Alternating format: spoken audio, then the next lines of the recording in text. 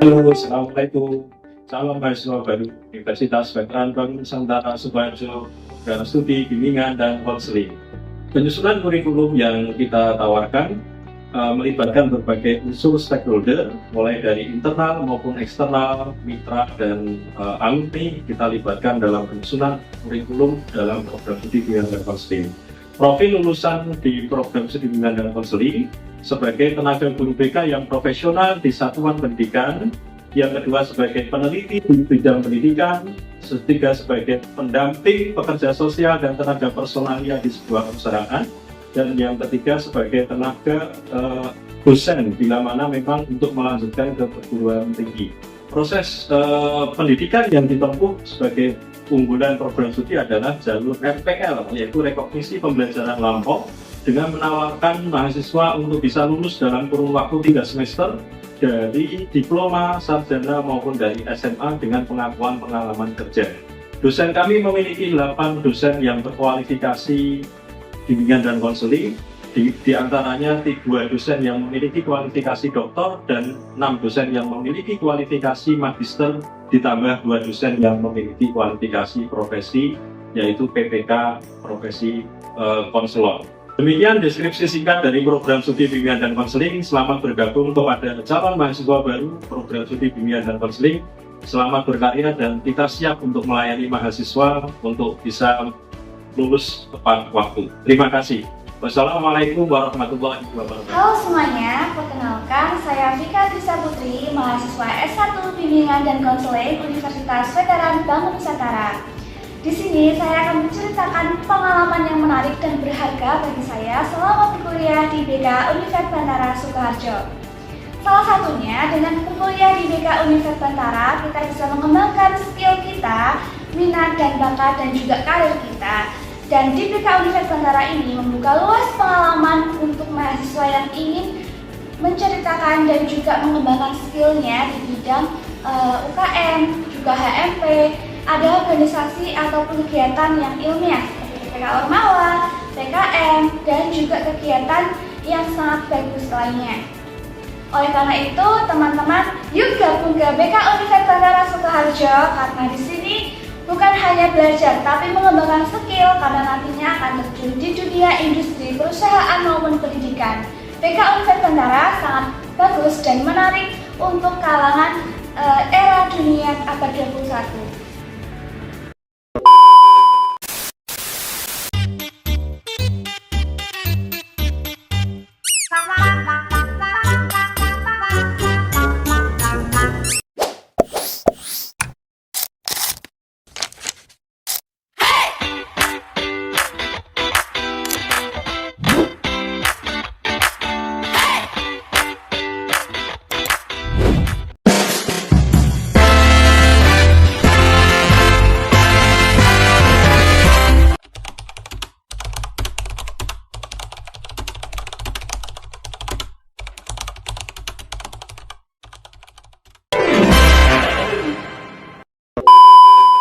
Dian adalah seorang mahasiswa yang juga bekerja penuh waktu.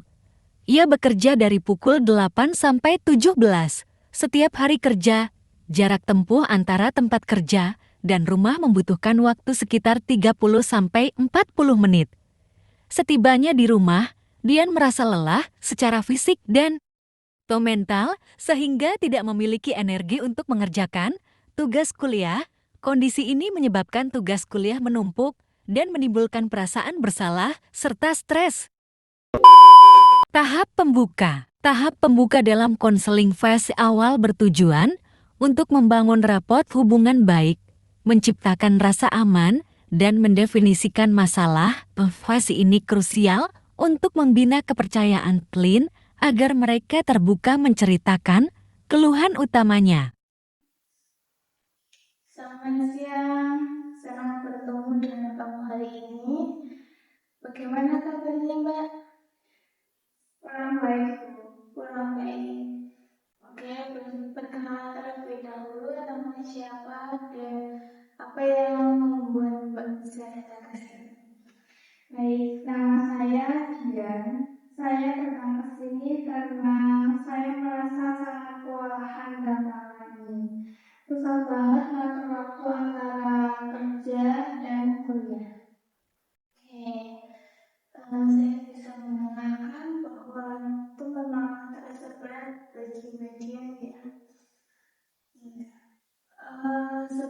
kita mulai lebih jauh, Ibu ingin memberikan beberapa informasi penting. Jadi di ruangan ini itu merupakan ruangan yang aman dan nyaman untuk Mbak Dian dalam menceritakan semua masalahnya. Dan apa yang kita bicarakan kali ini adalah sebuah rahasia umum dan tidak bisa dibocorkan ke pihak manapun kecuali tanpa seizin dari Mbak Dian sendiri. Nah, kalaupun Mbak Dian mengizinkan, itu pasti akan disamarkan identitasnya. Begitu, apa sudah membuat nyaman Mbak Dian? Iya, saya sudah merasa nyaman. Terima kasih, Bu. Oke, baik, sebelum itu akan menjelaskan bahwa kali ini akan terlaksananya konseling berbasis solusi dengan alokasi waktu kurang lebih 40 menit, di mana kita nanti akan mencoba melihat situasi yang sedang Mbak Dian alami dan menemukan langkah-langkah kecil yang bisa membantu. Itu apa sudah terdengar nih? Iya, tentu saya sudah siap. Oke, sudah siap. Tahap eksplorasi masalah. Tahap eksplorasi masalah adalah fase dalam konseling di mana konselor membantu klien menggali dan mengklarifikasi akar permasalahan. Tahap ini bertujuan untuk menggali perasaan, pikiran, dan pengalaman klien yang seringkali masih tertutup atau membingungkan. Baik, dia tadi sudah menceritakan permasalahannya, yaitu sulit untuk membagi waktu antara kerja dan kuliah.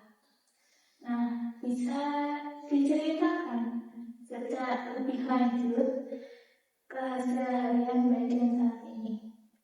Boleh. Jadi saya bekerja itu dari pagi sampai sore, Bu. Biasanya mulai dari jam 8 pagi sampai jam 5 sore. Setelah itu saya perjalanan sekitar 30 sampai 40 menit untuk sampai ke rumah.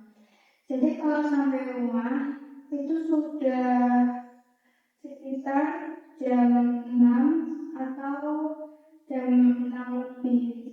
Dan saya sampai rumah itu sudah sangat lelah. Badannya rasanya berat banget. Akhirnya tugas kuliah jadi numpuk terus. Oke. Saya memahami perasaan Mbak Dian, dan ini tuh memaksa menguras energi 8 jam bekerja, masih ada perjalanan kurang lebih 1 jam sehari. Itu memang sangat benar-benar banyak menguras energi sekali.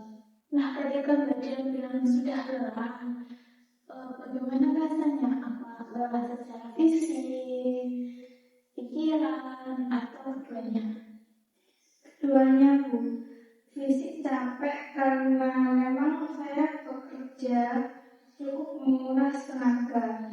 Pikiran juga udah penuh. Kalau sampai rumah rasanya cuma mau rebahan aja. Tapi kalau rebahan itu ujungnya ketiduran dan tugas kuliah tidak dikerjakan.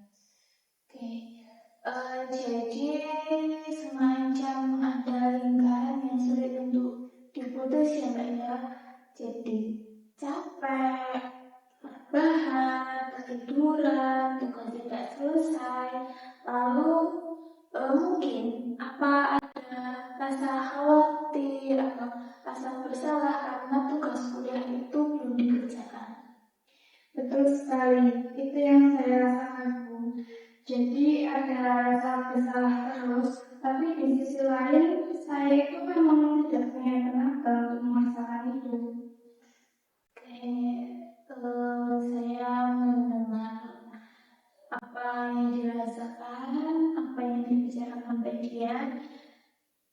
Saya ingin tahu Mbak Dian itu apa tahu bahwa apa yang Mbak Dian rasakan itu memang bisa dimengerti. Nah, ini bukan mengenai Mbak badan itu kurang disiplin, kurang semangat. Nah, itu situasi yang memang menantang, Mbak. Sekarang boleh saya tanya, apakah ada waktu-waktu tertentu yang memang badan itu bisa mengerjakan tugas kuliah? Kalau hari Sabtu atau Minggu itu terkadang bisa, Bu. Tapi itu pun tidak selalu karena kadang ada acara keluarga atau ada acara lain. Itu memang sangat menarik. Jadi Mbak Dian itu memang ada kondisi di mana Mbak Dian itu mampu, dan ini merupakan pengecualian yang penting ya Pak. Nah, sebelum kita lanjutkan lebih dalam, Penerapan teknik Miracle Question. Clean diajak membayangkan bahwa masalah mereka telah selesai secara gaib saat tidur, lalu diminta mengidentifikasi perubahan spesifik apa yang akan mereka sadari. Pertama kali keesokan paginya. Mbak Dian, saya ingin mengajak kamu untuk berimajinasi. Boleh ya? Boleh, Bu. Oke, jadi bayangkan nanti malam ketika Mbak Dian tidur, itu terjadi sebuah keajaiban. Yang mana pada pagi harinya, semua masalah yang Mbak Dian bawa ke sini hari ini dan kesulitan Mbak Dian dalam membagi waktu antara kerja dan kuliah itu semuanya sudah teratasi. Nah, tapi Mbak Dian itu tidak tahu kalau keajaiban itu sudah terjadi karena posisi Mbak Dian sedang tidur. Nah, lalu apa hal pertama yang Mbak Dian sadari setelah tahu menandakan bahwa keajaiban itu terjadi? Wah, itu pertanyaan yang dalam. Mungkin ketika bangun, saya tidak langsung merasa cemas memikirkan tugas yang belum selesai saya kerjakan. Biasanya begitu buka mata, pikiran langsung ke, aduh, banyak tugas.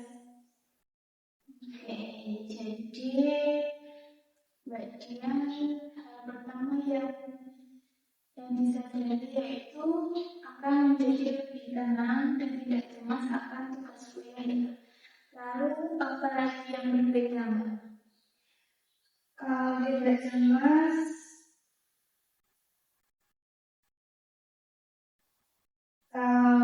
cemas, mungkin saya bisa sarapan dengan lebih santai, tidak terburu-buru, dan mungkin sebelum berangkat kerja, saya sempat membaca sedikit materi kuliah atau mengerjakan sebagian tugas. Menarik. Jadi di pagi hari sebelum berangkat kerja, Mbak Dia sudah bisa mengerjakan sebagian tugas kuliah ya. Nah, berapa lama waktu yang kira-kira Mbak Dia gunakan untuk mengerjakan tugas? Mungkin sekitar 30 menit sampai 1 jam. Tapi ini kalau berangkatnya tidak terlalu pagi.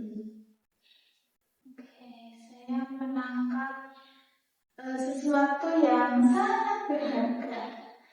Jadi di hari ajaib itu Mbak Dian menggunakan waktu belajar itu di pagi hari ya Mbak. Nah, sebelum energi Mbak Dian terkuras oleh pekerjaan. Nah, bagaimana suasana Mbak Dian ketika berangkat kerja di hari ajaib itu? Rasanya lebih lega karena sudah mengerjakan sesuatu. Tidak ada beban di belakang pikiran. Oke, nah lalu ketika pulang kerja di hari ajaib, setelah perjalanan kurang lebih 1 jam itu, apa yang Mbak Dian lakukan? Mungkin saya tidak merasa secemas biasanya kalau tentang tugas, karena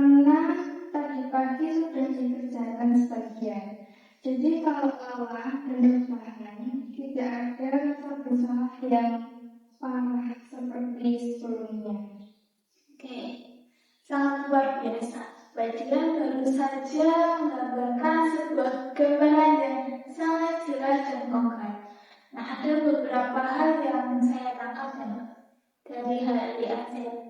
Badian itu yang pertama, Badian itu mengerjakan tugas di pagi hari sebelum berangkat bekerja.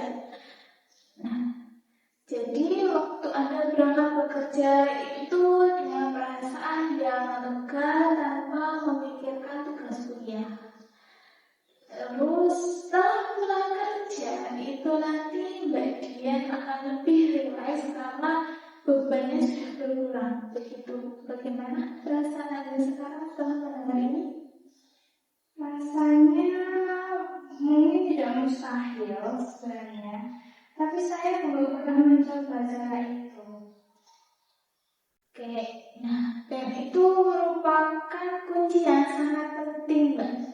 Sekarang saya ingin mengajukan pertanyaan yang lain.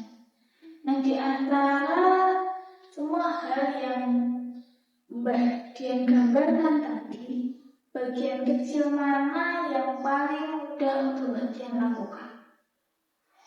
Mungkin menyiapkan 30 menit di pagi hari untuk mengerjakan tugas. Kalau saya tidur lebih awal malam ini, mungkin bisa bangun 30 menit lebih awal besok. Oke, itu merupakan ide yang sangat masuk akal sekali ya Mbak. Dan itu memang benar-benar milik Mbak Dian sendiri, bukan saran dari saya. Penerapan teknik scaling question. Teknik scaling question penskalaan adalah teknik konseling yang membantu konselor maupun konseli untuk membuat masalah kompleks terlihat lebih konkret dan nyata dengan penggunaan skala ukuran peringkat. Skala yang digunakan berkisar 1:10 dengan catatan. Skala 10 menunjukkan posisi terbaik dan angka 1 menunjukkan problem atau masalah terburuk. Jadi Mbak Dian saya ingin mengajar dengan menggunakan skala yang mana itu nanti bisa membantu kita untuk melihat Mbak Dian terdapat di posisi angka nomor berapa.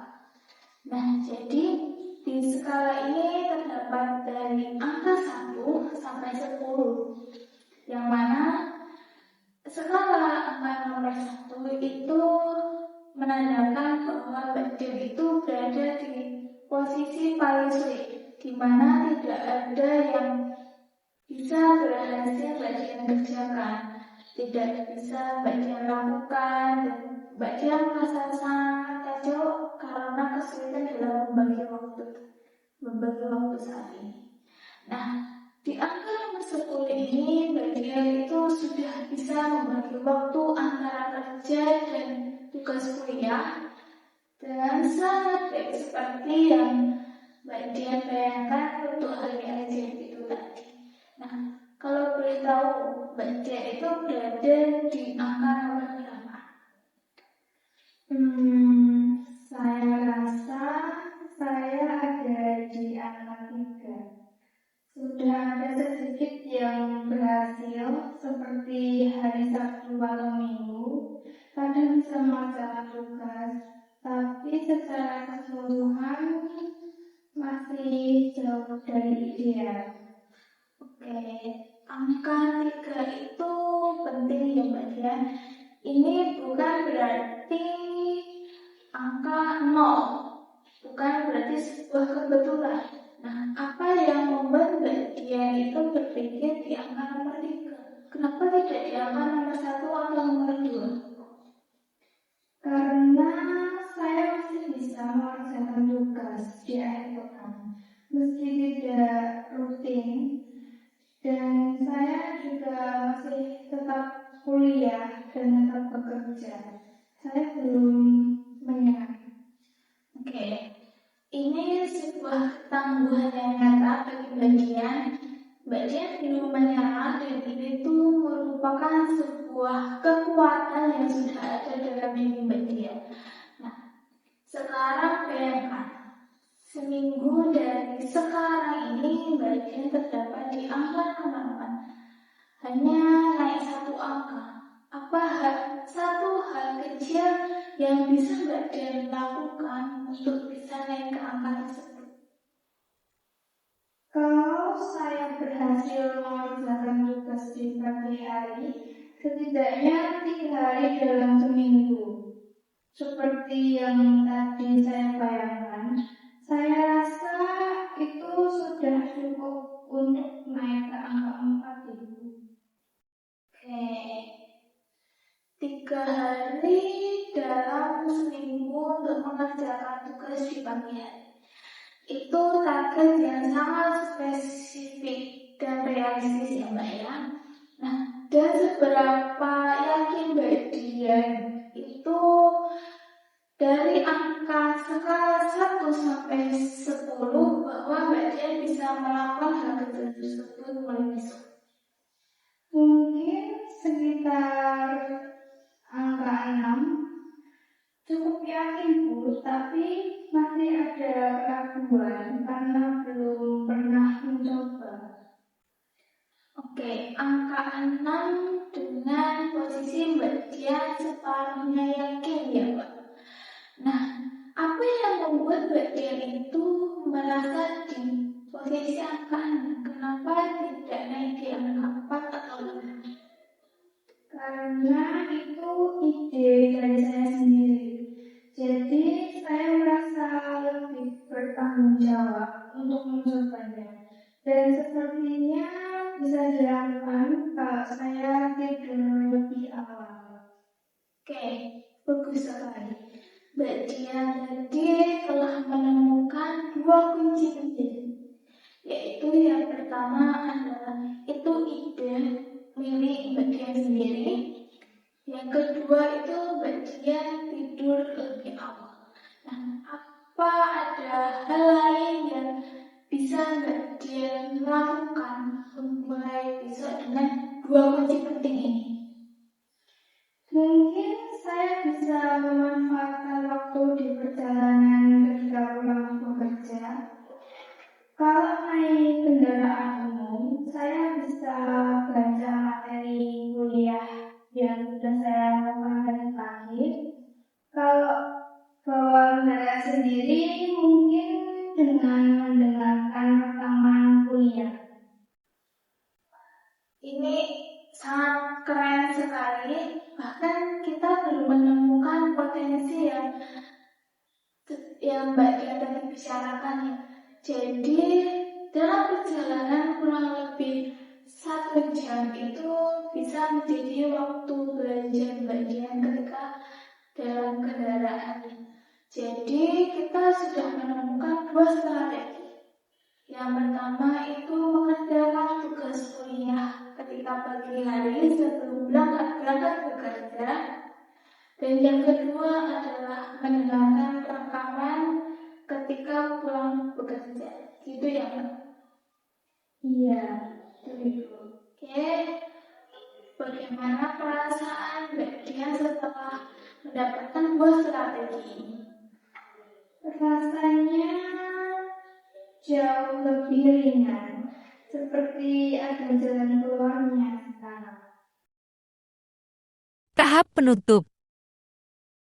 Tahap penutup merupakan bagian akhir dari proses konseling yang berfokus pada penyampaian ringkasan hasil konseling, pemberian penghargaan kepada klien atas keterlibatannya selama proses konseling, serta perencanaan langkah-langkah tindak lanjut untuk mendukung keberlanjutan perubahan yang telah dicapai.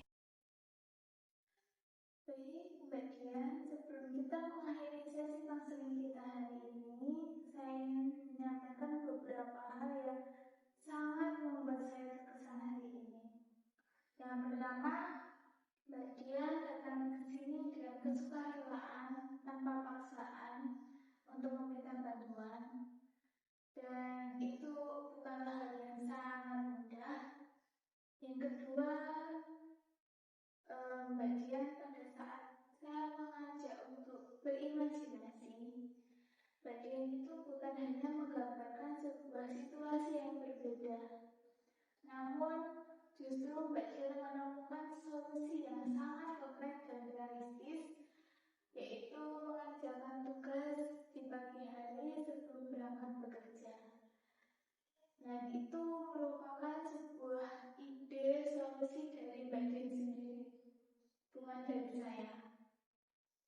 Yang ketiga, Mbak Dian mendapatkan ide yang sangat luar biasa, ide tambahan yang sangat cerdas dan tidak terduga, yaitu memanfaatkan waktu pulang bekerja untuk membaca materi dan mendengarkan rekaman dari dosen. Saya sangat terkesan sekali. Terima kasih banyak, Bu. Saya sendiri juga tidak menyangka bisa menemukan ide-ide seperti itu. Ya, itulah kekuatan dari konseling berbasis solusi kita hari ini.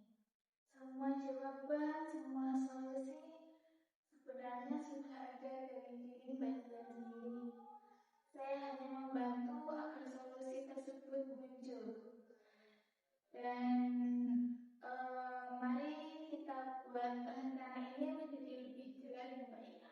Boleh kita rangkum? Boleh, Bu. Oke.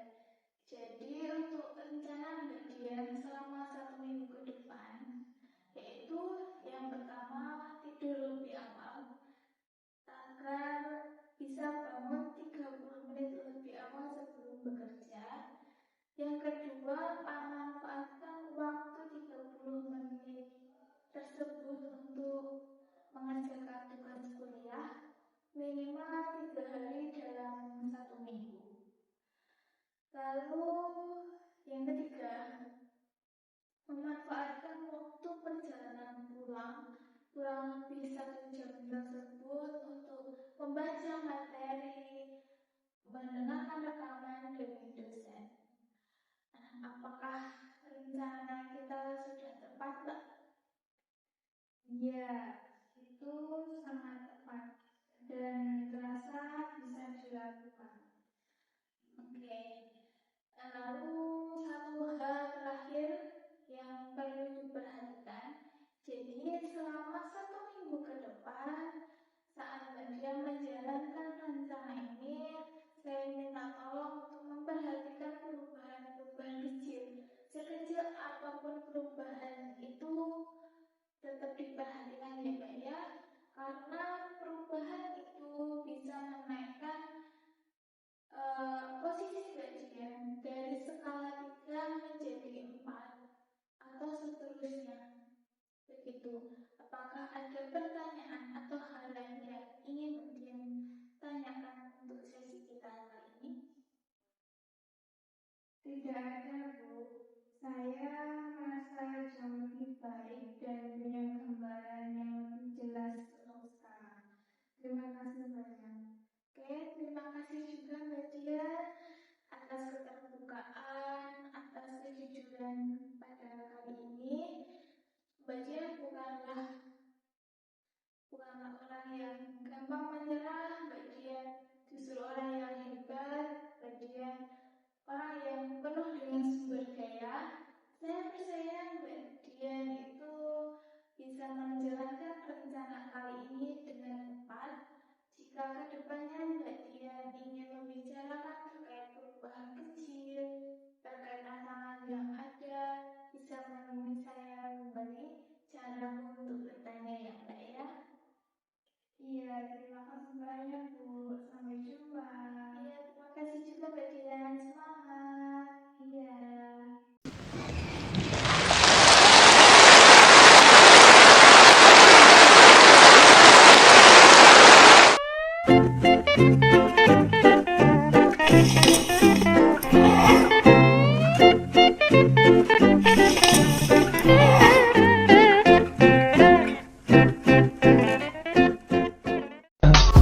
I just had to let you know you're